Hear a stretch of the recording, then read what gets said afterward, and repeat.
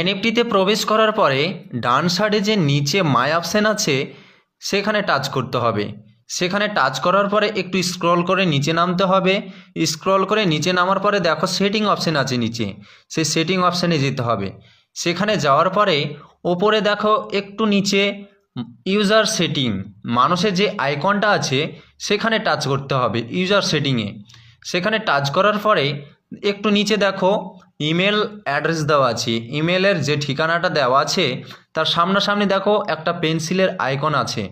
যদি তুমি ইমেলটা চেঞ্জ করতে চাও তবে তুমি সেই পেন্সিলের আইকনে হাত দেবে। তো সেখানে যাওয়ার পরে এখানে বলতে চাইছে, ইংরেজিতে বলতে চাইছে আপনি কি আপনার ইমেল ঠিকানা পরিবর্তন করার বিষয় নিশ্চিত, মানে জানতে চাইছে তুমি কি ইমেলটা পরিবর্তন করতে চাও। তারপরে নিচে কি বলছে যে এই সেটিং পরিবর্তন করার পরে আপনার অ্যাকাউন্ট সুরক্ষিত করতে 72 ঘন্টার জন্য উইথড্রলের পরিষেবা বন্ধ থাকবে। মানে এর কারণটা কি জানো? এর কারণ হচ্ছে হয়তো কেউ যদি তোমার অ্যাকাউন্ট লগ ইন করে নেয় তাহলে তো সেই ব্যক্তি তোমার টাকা বা ওই ডলারগুলো তুলে নিতে পারে। তার জন্য তোমাকে 72 ঘন্টা সময় দেওয়া হবে। আর তুমি সেই সময়ের মধ্যে কোম্পানিকে রিপোর্ট করে নিজের অ্যাকাউন্ট আর ডলারগুলো সুরক্ষিত করতে পারবে। যদি ইমেলটা চেঞ্জ করো তার জন্য সেই 72 ঘন্টার মধ্যে তুমি কোনো উইথড্রল করতে পারবে না, বাকি কাজ সবই করতে পারবে, শুধু তুমি উইথড্রলটা করতে পারবে না। তো ইমেল চেঞ্জ করার জন্য এখানে কনফার্ম করতে হবে।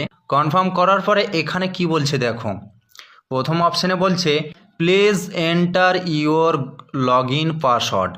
Please enter your log in password মানে তুমি যে এনএফটিটা লগ ইন করো সেই মুহূর্তে যে পাসওয়ার্ডটা চাই সেই পাসওয়ার্ডটা এখানে দিতে হবে। তারপরে কি বলছে গুগল ভেরিফিকেশান, মানে এখানে যে গুগল অথেন্টিকেটরের যে এনএফটির কোডটা থাকে সে কোডটা এখানে দিতে হবে। তারপরে কি বলছে email, please enter your email, মানে তুমি যে নতুন ইমেলটা দিবে, যে নতুন ইমেলটা এনএফটির সাথে পরিবর্তন করে নতুনটা যে বসাবে সেই ইমেলটা দিতে হবে। তারপরে ইমেলটা দেওয়ার পরে গেট অপশানে ক্লিক করতে হবে।